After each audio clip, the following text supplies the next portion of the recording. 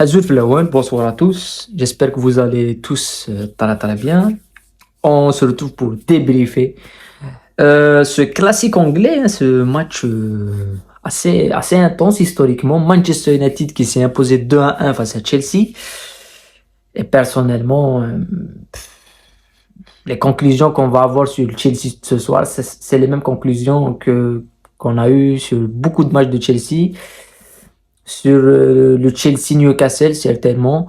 Ce soir, Manchester a gagné. Une victoire très méritée. Il n'y a rien à dire sur la victoire. On ne peut pas dire que Manchester n'a pas mérité de gagner ce soir. Chelsea n'a pas mérité mieux. C'est ce que je veux dire.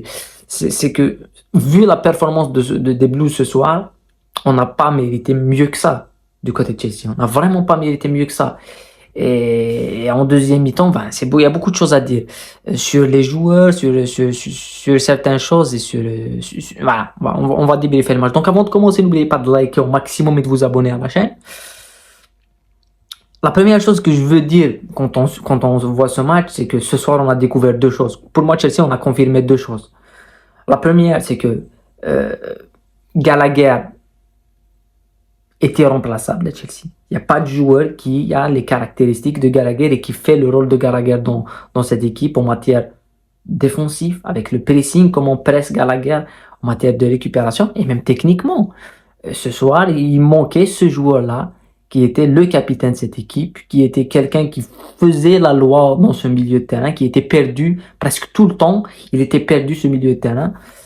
Palmer a fait un match, mais les caractéristiques de Palmer sont pas les mêmes que Gallagher. Donc ce soir, on a confirmé que Gallagher manquait à cette équipe et il fallait un joueur aussi technique, mais beaucoup plus physique aussi. Palmer, on peut le voir dans un côté beaucoup plus technique, mais pas avec les mêmes demandes. C'est vrai, on va pas lui demander de presser, d'être toujours dans l'axe et tout. Il est jeune. Je pense que c'est l'un qui s'est bien sorti ce soir. Palmer avec ce but messianique. C'est Messi. Il rentre aussi avec sa patte gauche.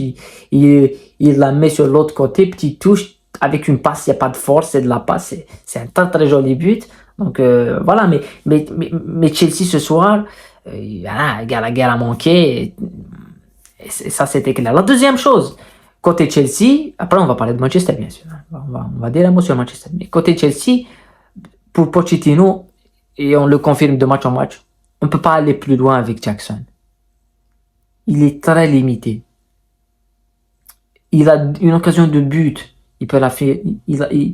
Dans ses choix de passe, si tu rates face à face, une balle face à face, il la rate avec la tête, il la rate. Je sais pas quelles sont ses qualités. Oui, ses qualités, c'est la vitesse. Oui, il court vite. Mais c'est pas suffisant. Il faut marquer des buts. Et Chelsea, ce soir, n'avait pas de neuf.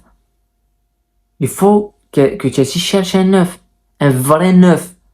Pas un neuf test. Tu vas le tester, tu vas attendre de lui quelque chose. Non. Un neuf qui peut marquer. On va voir un coucou quand il va revenir, ce qu'il va proposer. Mais Jackson, pour moi, c'est médiocre.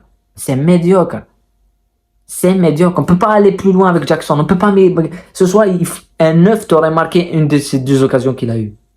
Et lui, il les a pas. Il les met pas. Donc ça, c'est du côté de Chelsea. Mais Manchester, je trouve que c'est une bonne chose pour Manchester, cette victoire. Chelsea les a aidés quelque part parce que Chelsea n'a pas joué toute la deuxième mi-temps. Hein. Ils ont joué les 10 dernières minutes. Ils ont joué après le but. Sinon, ils sont rentrés en deuxième mi-temps pour garder, je sais quoi, garder le score. J'ai 1-1. Alors que j'ai vu une statistique, ceux qui ont suivi le match, vous l'avez vu aussi, c'est en début de deuxième mi-temps, à la 55e minute, les probabilités de la Première Ligue de qui va gagner le match, c'était Chelsea. Alors qu'ils défendaient, ils voulaient pas jouer. Chelsea ne voulait pas jouer. Alors qu'en premier temps, on les a vus jouer. Et dès que Modric a le ballon, dès que Palmer a le ballon, dès que Sterling a le ballon, dès que Enzo a le ballon, il se passe quelque chose. Dès que Palmer, il se passe quelque chose. Il y a le but, il y a les actions, il y a les situations. En premier mi-temps, les meilleures situations, oui. Il y a le but, il y a le coup de tête, il y a certaines situations de Manchester, mais les meilleures sont pour Chelsea. Et en deuxième mi-temps, on voit que Manchester United est attaqué sur le côté sur le côté d'Arwa de Chelsea. On voit que ça. On voit plus Chelsea. Et ça, c'est quand même quelque chose qui m'a surpris, du côté d'abandonner le ballon, on fait essayer de créer de derrière et derrière ne rien concrétiser, ne pas vouloir aller vers l'avant parce qu'il fallait aller vers l'avant. Et ça, c'est quand même problématique avec Chelsea, c'est qu'il y a des gros trous dans les matchs qu'il faut compenser. Et ce soir, t'as pas les éléments pour les compenser. Voilà, Jackson et tout, tu peux pas compenser avec. Mais ça m'a rappelé, il y a certaines personnes qui m'ont demandé mon pronom pour ce match. Ils m'ont dit, on voit bien Chelsea gagner. Je leur avais dit, vu les gros trous qu'à Chelsea, on les a vus à Newcastle. Ils ont fait une première mi-temps. On s'est dit, Chelsea allait gagner à Newcastle. Mais ils passent à côté 15 minutes, ils passent à côté 10 minutes, ils passent à côté 1 minute, ils font des erreurs, voilà. Il y a des grands trous dans cette équipe, j'ai dit, victoire au match nul de Manchester United. Ça, c'était clair. Et d'un autre côté, Manchester United, c'est pourquoi c'est une bonne chose, ça fait vraiment taire tout ce qui se passe dans Manchester, comme quoi le vestiaire a été perdu par Ten Hag. Ten Hag n'a pas perdu son vestiaire, on l'a vu face à, dans les matchs qu'il a joué. C'est juste que, le jeu que veut imposer Ten Hag à Manchester, le problème, on l'a souvent dit, on va pas le répéter avec Manchester. Le problème, c'est pas Ten Hag. C'est, voilà, on a entendu Radcliffe qui voulait récupérer le club, on sait pas si c'est vrai. Mais sinon, c'est une bonne chose pour Manchester d'être, voilà, récupérer ce Ten Hag, dire voilà, j'ai gagné. Il n'y a pas de problème dans le vestiaire, il y a un, deux joueurs. Il a banni les journalistes qui sont venus faire cette rumeur, les journalistes de Sky et de la BBC, il les a bannis de la conférence de presse Ten Hag. Il est très strict. Donc ça, voilà, c'est un match qui pour moi était très bon. Bon, il y avait mais Chelsea m'a déçu, surtout en deuxième mi-temps. Je m'attendais vraiment pas à ça. C'est la même deuxième mi-temps que Newcastle. Je sais pas, Pochettino, il rate le coach ou je ne comprends pas. Mais ça prouve que Chelsea a beaucoup de lacunes et ils vont se régler. Et on a des jeunes joueurs comme Palmer, comme beaucoup de jeunes, Modric et tout, qui jouent à l'extérieur à Trafford, c'est la première fois et tout. Et Chelsea a un poids du maillot. Mais sinon, voilà, on attendrait beaucoup plus. Mais comme je l'ai dit, on va voir le retour d'un Nkunku. Je sais pas s'il va revenir face à Everton. Moi, je pense qu'il va jouer son premier match à Stamford Bridge. Mais sinon, il faut recruter un 9 buteur qui peut te claquer 10, 15 buts. Parce que c'est ce genre de joueur. On a vu Arteta quand il est arrivé à Arsenal. Qu'est-ce qu'il a fait? Il a trouvé une équipe pareille, hein. Une saison médiocre, une saison où il perd des matchs, où il joue une mi-temps. Je me rappelle un match face à City, il joue une bonne mi-temps face à City, puis en deuxième mi-temps il s'effondre. Donc voilà, quand tu vas reconstruire un club, une équipe, t'as ce genre de truc à régler et avoir une équipe qui tactiquement reste fidèle à sa stratégie concentrée du début jusqu'à ça, c'est du travail, c'est à long terme. Mais la première chose qu'il a fait, il a viré Aubameyang. Parce que ça collait pas à son schéma, parce que voilà, même si Aubameyang c'est un très bon buteur, hein, il est passé à Chelsea, hein, il a joué quelques matchs, il a marqué des buts. Mais il a viré Aubameyang, il a acheté Jesus. Parce que Jesus, malgré tout, il plantait 15-20 buts par saison. Et il rentrait dans son... Donc on attendrait de voir Nkunku si ça marche. Moi je pense que Nkunku ça va marcher. Nkunku, je pense qu'il va ramener quelque chose de très positif à Chelsea. Mais derrière, il faut aller acheter un attaquant. Un attaquant, tueur, Osimhen, pourquoi pas. Voilà, c'est tout, c'est ce que je voulais dire. On va bien sûr débriefer d'autres matchs, mais cette semaine, il y aura le Chelsea-Everton à Goodison Park. Ça, c'est un très bon match. Si Nkunku joue, on va en reparler. Voilà. Prenez soin de vous, la paix sur vous. Je voulais pas parler de l'autre match parce que je l'ai pas vu. City, Aston Villa, mais je vais le revoir.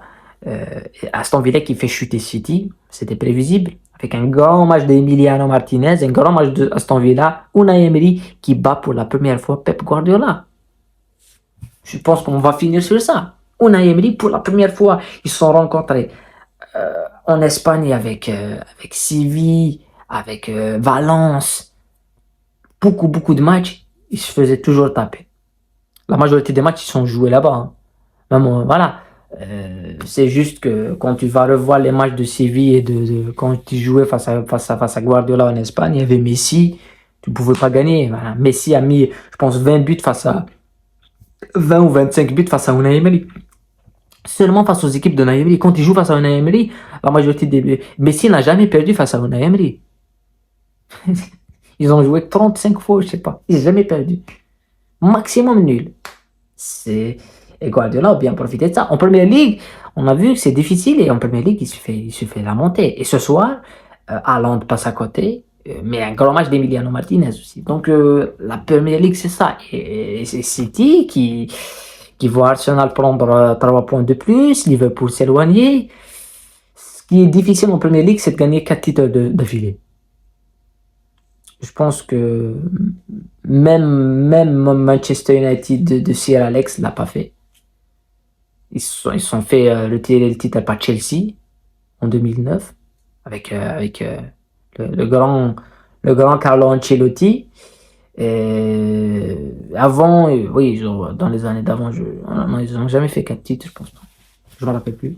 Enfin, on va dire dans l'ère moderne. Dans l'ère moderne, c'est-à-dire que à partir de 2000, je pense qu'ils n'ont jamais fait 4 titres. 4 titres d'affilée, je pense pas. Depuis que c'est la Première Ligue, c'est Leeds, après c'est Manchester, après... Non, jamais. Donc ça, je pense pas qu'ils peuvent faire 4 titres d'affilée City. Je pense qu'ils vont le perdre cette année et le perdre l'année prochaine, parce que l'année prochaine, la Premier League sera encore plus difficile que cette saison. Toutes les équipes qui sont petites, Tottenham, Chelsea, l'année prochaine, ça sera des cadors de la Premier League. Prenez soin de vous, on se retrouve dans d'autres vidéos, dans d'autres analyses, et puis sur vous.